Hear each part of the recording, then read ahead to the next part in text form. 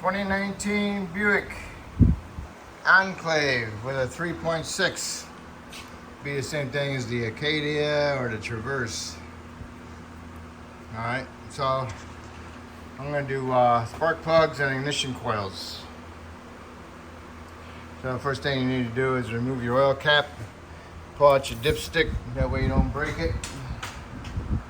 Then you need to remove the engine cover, and it uses a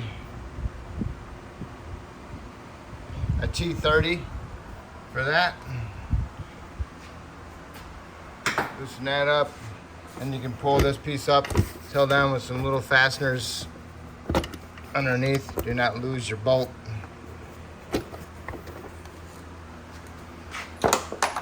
Got it in my little tray. Alright, next you need to do is remove this air intake baffle and remove your air intake upper air filter housing and the intake tube. Okay?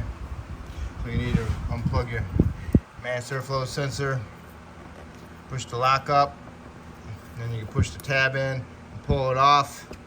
And you got your Phillips screws all the way around the top, which is great.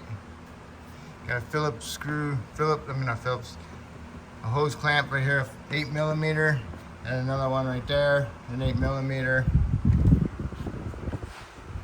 Got a hose clamp, do it off down here, on there, 10mm. And then you got another little grommet right here. You lift this up. Take this all in one piece. Okay, got the whole thing. Got your 10, your little grommet, your clamp over here. I didn't undo that one. I'm taking this with it. And these stupid screws, I could have came out with a better idea than that. These Phillips head screws, be careful, you'll lose them and you'll never find them. And then you have to go out and get some wood screws. Air filter, change it if needed. Clean out the little air filter box assembly. I took out the whole box so I could clean it, plus get it out of the way. It's got 3 grommets, one there, and one there, and these are missing. And when you go back together, put some lube on your grommets to ease the installation and removal in the future. Alright, before you get too far involved in this, get yourself a blowgun. If you got the blowgun, the air compressor, blowgun, blow it off, blow all the dirt out of there. Make sure you put your oil cap back on. Cover up your throttle body so no dirt falls in there. Alright, so next thing I did was I removed these two right here, the 10s, for the bypass hose, for the coolant. Undid it from the, well, I took the coolant cap off to release the pressure. Then I removed this clamp, got myself a pair of pliers, wiggled it back and forth, and I pulled this thing off. Now I can take this, and I can have that sitting up in the air. Get that connector out of there. Have it sit up in the air like that. Keep it out of my way, plus I'm not going to lose any coolant. If I take this hose off of there, it's lower than that, so then I will lose some coolant. But while this is higher than that, I won't lose any coolant. Okay? I place that down there for now. Got my map sensor disconnected, throttle body disconnected. Remove the fastener off the intake. Remove this fastener off the intake, and there's 2 more. 1, 2. Remove those off. Get this out of the way. Got my 6 screws for my intake. You can remove those. 1, 2, 3, 4, 5, 6. And the intake should be loose. And back here is your evap solenoid. It's got a vacuum line going to it and a connector. So when you pick this up, pull it out a little bit, and you also got your breather, not breather, but your PCV right here. You need to twist this so you can pull it off. If you look at it, I'm pretty sure it's got a notch on it. Got my bolts out, got my bungee cord on there. And then this dumb thing, it's got 3 of them. Darn it, keep forgetting about that one. So you gotta undo that one also. And if you look at that, it's got square notches on it, so you'll need to turn the intake this way or that way to get it off of those. I'll show you that as soon as I can get it up out of the way. Okay, I got the intake pulled out a little bit. Now we got the the vacuum line for the brake booster. See it, the big clamp, need to undo that, push that line off of there, and we're almost ready for that. But now we gotta get that evap undone. I've just found out sometimes I just remove that 10mm head bolt, my 1/4" electric ratchet, and right there is the bolt, see it? And then you just want to pull that whole thing towards you, and then it'll pull it out of the upper intake. Okay, see it? There it is. There's my bolt and vacuum line and everything. Make sure you put some lube on it before you go back together. Now undo that big hose for the brake booster. These things just love having fasteners. And there's another fastener down here for the throttle body connector. It goes down here. Make sure you undo that one. Get it out of the way. So now, I'm almost halfway there to the turn. So just pick up your intake and turn it clockwise. Okay, there it is. Remember, this was over here. So, and this would just come out. Comes right out. That's the same way you're gonna have to go back together. All right. There's the intake. You got it upside down, so you can always look at this just to see how good it was sealing.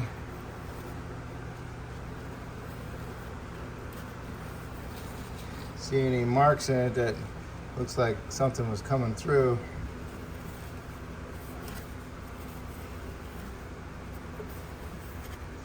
Also, just make sure you don't get no dirt down in there. All right, if you got a small vacuum, go ahead and vacuum it out inside here. Try not to blow any dirt in there. Get it kind of cleaned up. Put a piece of cardboard in there with some rags on it. Clean it up. Then you can go ahead and blow this off for the back coils and the front coils. You got 1, 2, 3, and 1, 2, 3, okay? This one's sitting on top. So, all right. Here's your intake. Make sure you look at it. See if it's too collapsed or whatever. Sometimes these are hard to get. So just make sure you get one of these also.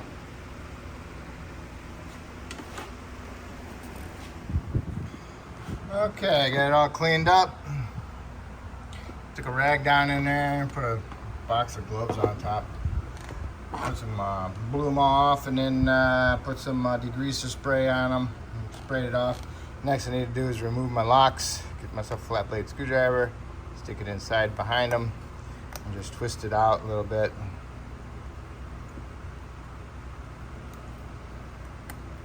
Just like that. So now I can push the tabs in and pull them out. Those, you can probably do it this way, just push them, or you can just take the bolts out, twist the coil and pick it up a little bit, but they might not have enough room to pull them all the way out while they're still plugged in. So I got a bent screwdriver. I'm going to use that for that, like on an angle. My angle screwdriver worked perfect to get down in there and twist those locks off. And I got my straight blade, and I can just go under that little tab. See the little tab right there?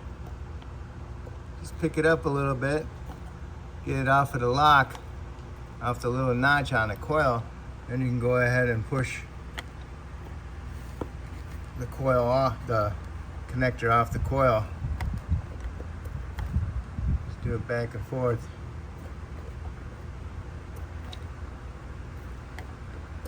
And another thing you might have to do is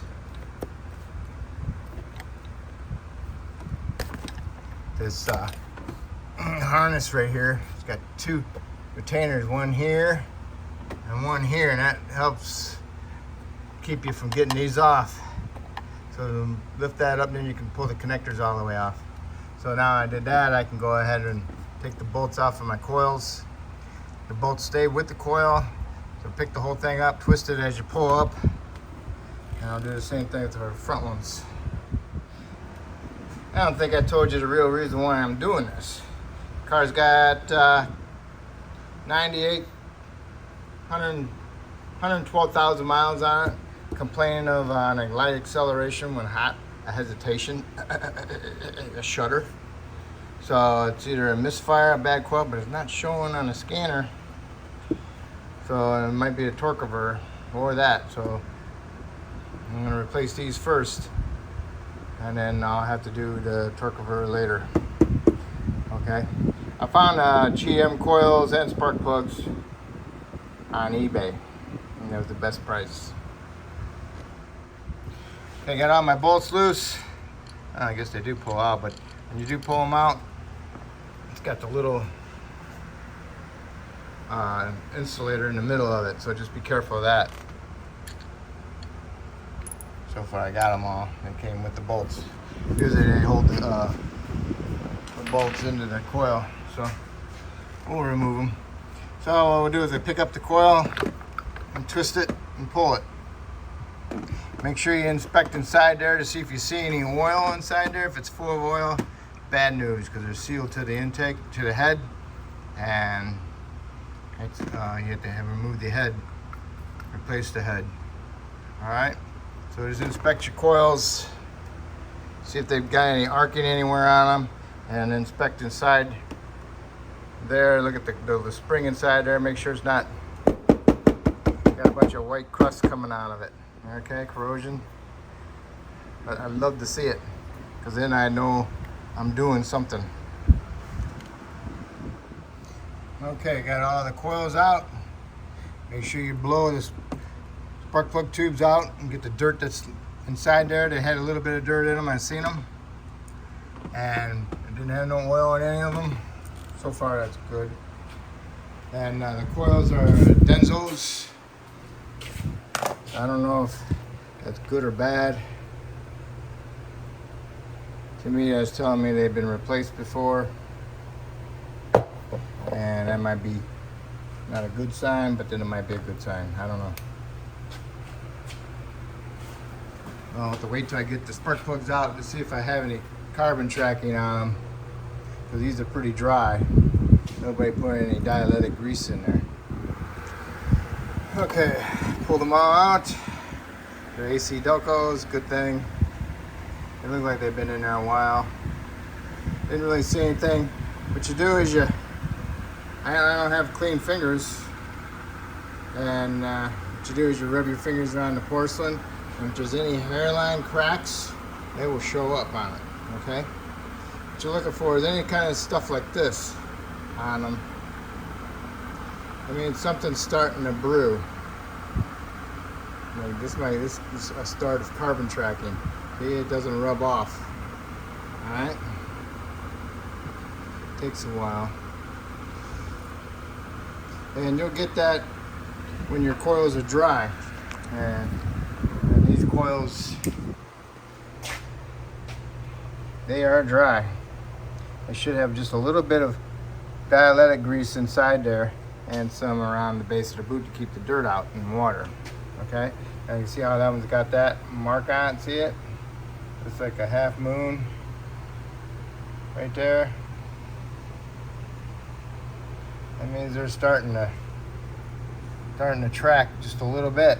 So just a little bit of dielectric grease. Sometimes I remember being at the dealer, bringing the car in and got a misfire, and don't really see too much, but I'll put some dielectric grease on there and it won't miss no more. So something so simple. All right, so I'm gonna start putting it together. I didn't see not burning any oil or anything. It looks good. So inspect all your spark plugs for that kind of stuff. Also, I inspect that porcelain inside there to see if it's cracked or chipping away. And the little other electrode is missing on the top, pretty much gone. So just telling me these are original plugs.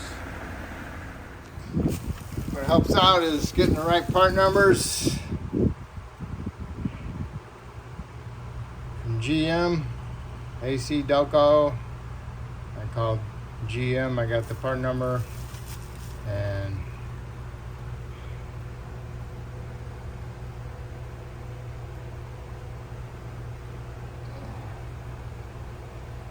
okay, and these do say AC Delco on them, so good luck.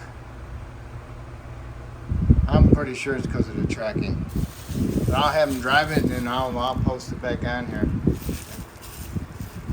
in the description. So yeah, they ain't got much of a top electrode tip on there either. Alright, so do the same thing with your new ones. Rub your fingers on them and see if there's any cracks, because you don't want to put a cracked one in there. And just double check your gap. Okay? And then on the back side right here, just put a little bit of NSCs or a little bit of lube on it. Okay? I don't like putting them over here because it might brush up in there. Put it on the back side. Then install them. And snug them up, and then you want to torque them to 18 foot-pounds. 18 foot-pounds. So go ahead and install all 6. Make sure you inspect them. Remember I tell you, inspect your spark plugs before you put them in. That one looks kind of funky compared to that one. I think I'm going to go take this one back and exchange it.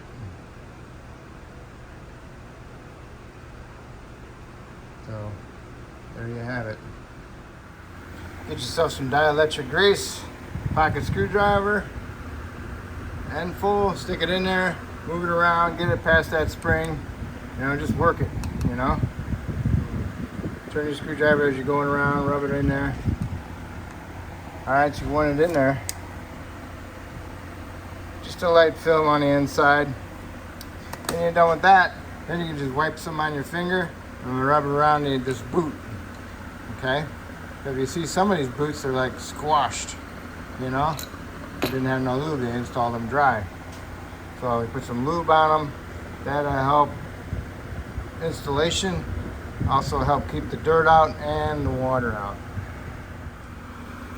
Okay, got a little bit on there. Put it on the top. Go ahead, push them in there and wiggle them around a little bit. And then snug up your bolts. You don't need to torque them or anything, just snug them up. Or just to hold the coil down.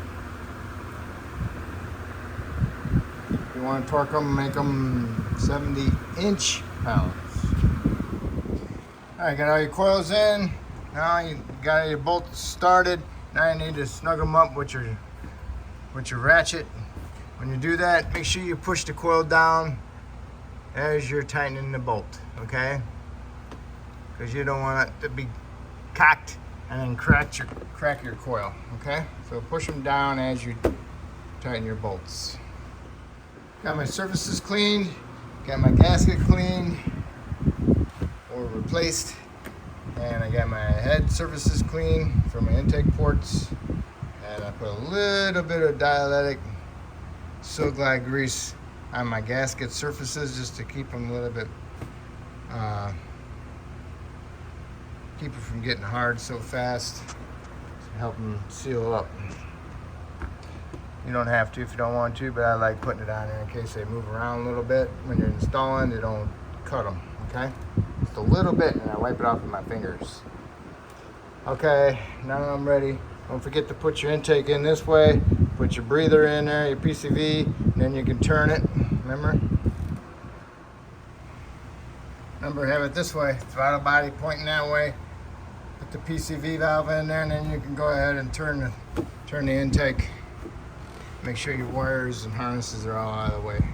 Make sure your coils are all plugged in too. All right, the intake is sitting in there kind of flat. Make sure you get this bracket up out of the way. Put your big brake booster line on there. Don't forget your clamp. Get to that in a minute. Don't forget about your evap solenoid. Put some lube on there. I forgot to tell you. There it is. Get some lube on, and then you want to turn it. this way because the bolt goes in sideways. Then you just got to find out where the hole's at, and then push the solenoid into the hole, and then you can snug up your bolt. It's in the hole. Now you just got to do is find where the hole is for the bolt, and then snug that up. Okay. What I'll do is I'll get my intake bolts started with my fingers, and then I'll snug them up, and then we'll have to torque them. Just make sure all your wire harness is up out of the way. All right, get all your 6 intake bolts snugged up, and then you need to torque them to 17 foot-pounds. 17 foot-pounds. Make sure you do them in the next pattern, starting inside out, okay? Once you got that done, make sure you get your connectors all plugged in and your fasteners in their fastening position. And then this thing, fasteners in, put your coolant pipe on, don't forget your clamp, snug these up. Now we're all set, we're ready to put our air filter box in and tube and all that back on. Just looking good. And when you're doing this thing, make sure you get the screw started. It's towards the bottom. Put your hand back there and feel the bottom of it. There's a little hump where you'll stick your finger in there, put your finger in the bolt hole, and that's where you put the bolt. And then just get it started and then snug it up. Get my air filter in, air cleaner box, air induction tube, clamp, bolt, grommet, hose clamp, mass airflow, and your screws, and that's it. All you gotta do is put your engine cover back on and your dipstick, and you're ready to start it up. Okay, I started it. Got my engine cover on.